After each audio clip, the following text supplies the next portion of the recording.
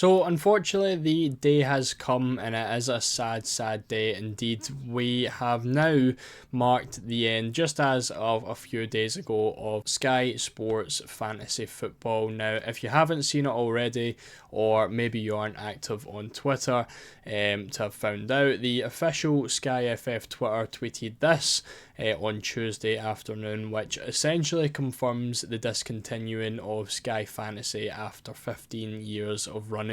Now, this is obviously an extremely disappointing decision, but one that a lot of us probably were slightly expecting, maybe not this season or as soon, but at least at some point in the near future, because the attention that SkyFF's got over the last few years has really been on a downward spiral, and it's just got less and less attention from Sky Sports itself over the last few years. For example, I remember 6-7 years ago sitting watching with my dad when I first started playing Sky Fantasy.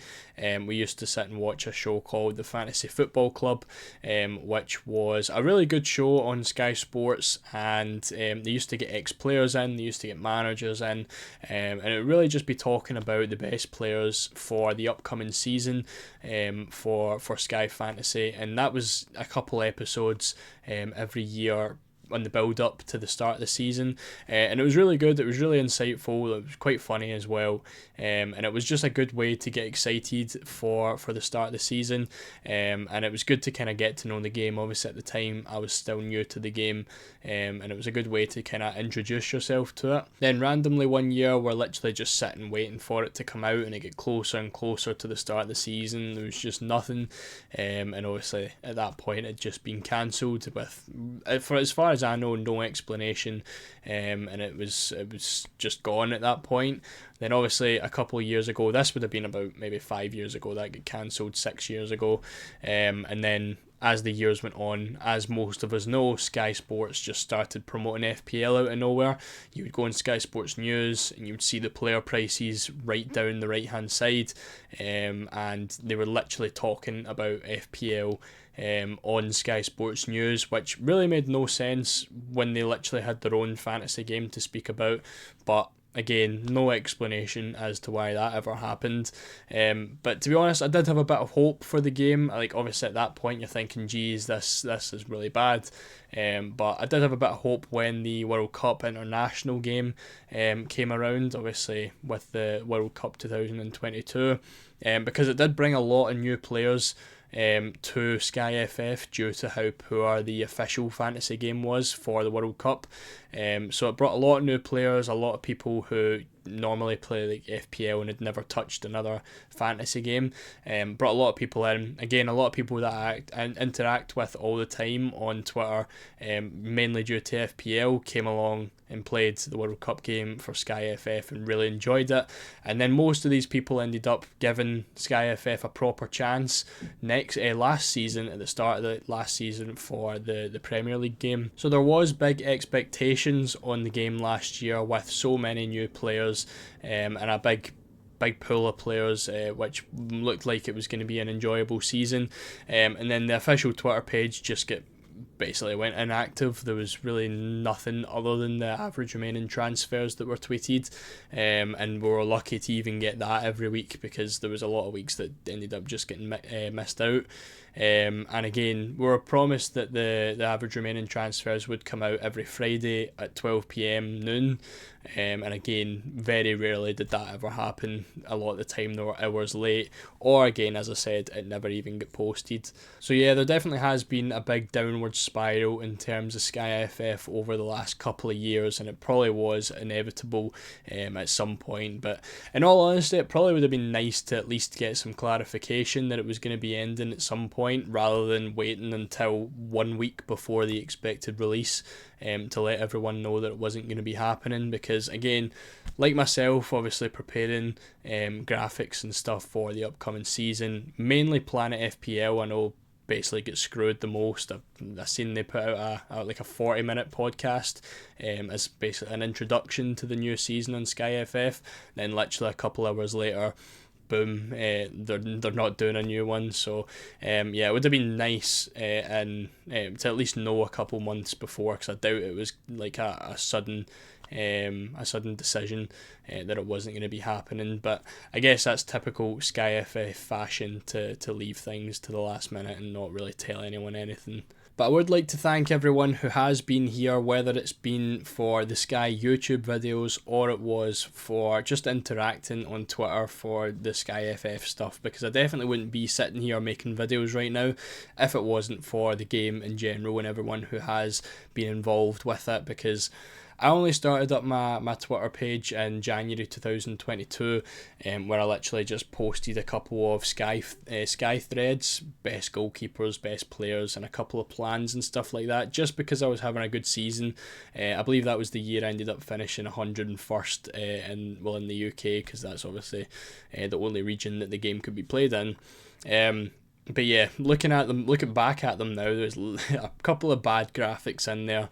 I'm glad that I've managed to kind of improve on those as the years have went on. Then obviously a year later, which was now last January, about a year and a half ago, I started up this YouTube channel, and again just really posted Sky stuff, a couple of game week previews and a single game day previews I think there was back in the day, which again done pretty nicely. And then I was just to kind of get an idea of what I was doing. Obviously I'd never done that before, made videos and stuff, so it was to get an idea of things as a preparation for the upcoming season, because obviously views aren't really too high towards the end of the season because no one's really got too much planning to do. So I then started putting in a lot more work towards like pre-season and stuff like that, and obviously made a lot more Sky videos, made a couple of FPL videos, and then we went full all in on the Sky Game Week previews, which obviously lasted the entire year. So anyone who's watched them, anyone who's watched all of them, a huge thank you. But anyone who's even watched like 5-10 minutes of any of those,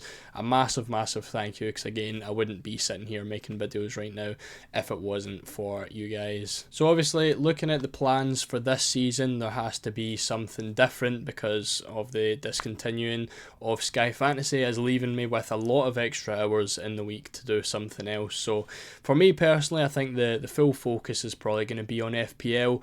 It is the one that most people watch on YouTube, so it really just makes sense. Plus it's the other game that I play and have done for the last 2 years, so it makes sense to try and put my full focus into that, go all in and try and do quite well this season on FPL.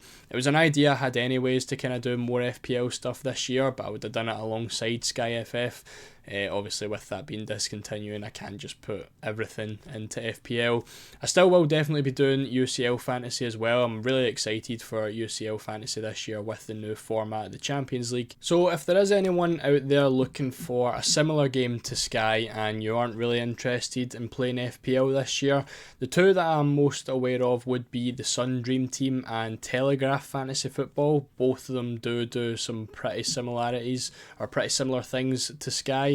I know Dream Team scores points on the domestic and the European Cups, which is pretty nice, obviously on top of the league points. So it is a pretty interesting feature. Obviously that means that the full fantasy is going to be going on for the entirety of the season, including the FA Cup and like if your team's playing Champions League or Europa League or something like that. So that is pretty interesting. And you also get chips as well, which you can see on the screen as well, and you do get points for tackles, but obviously no pass tiers or anything in there either. With the Telegraph, it's probably more similar to Sky than Dream Team was. I think with the overhaul that Dream Team done at the start of last season, they've basically changed the game up quite a bit, and it's a lot more like FPL now, but with obviously the added domestic and European Cups. But with the Telegraph, again, no bench, you pick 11 players, which is nice. You still get points for tackles, again, no pass tiers. As far as I'm aware, that isn't a thing in any other fantasy game. Deadline's the first kick-off, which is nice. You can make your transfers right up until kick-off, which is good. And again, allowed unlimited players from the same team. Obviously in Sky, you could do a block defence and still have maybe 7 or 8 players from the same team. And for this one, you're allowed 40 transfers transfers for the full season. So it's kind of like how Sky used to be before they upped it to 50. You get 40 transfers to use for the full season. And in the Telegraph, there's no captains rather than any captains whatsoever, which is a pretty decent feature, I think. If you don't really like the idea of one captain or one player scoring double points for every game week, you could maybe try just no one getting it whatsoever.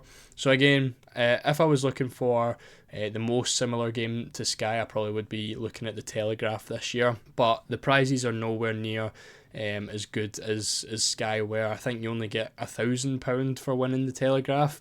I could be wrong on that, but as far as I'm aware, you get £1,000 for being the winner, as opposed to obviously the 50k that you got for Sky. The only big difference as well, obviously in Sky, if you had a mini league with the link to your Sky Bet account, you could allow Sky to obviously hold your money for the mini leagues, as opposed to having someone hold it for the entire season. I think again that was only a SkyFF feature. I don't really think you can get that anywhere else, which is quite unfortunate. But yeah, in all honesty, I'm really going to miss literally just sitting on the couch and counting passes from the defenders and midfielders that I had in my team.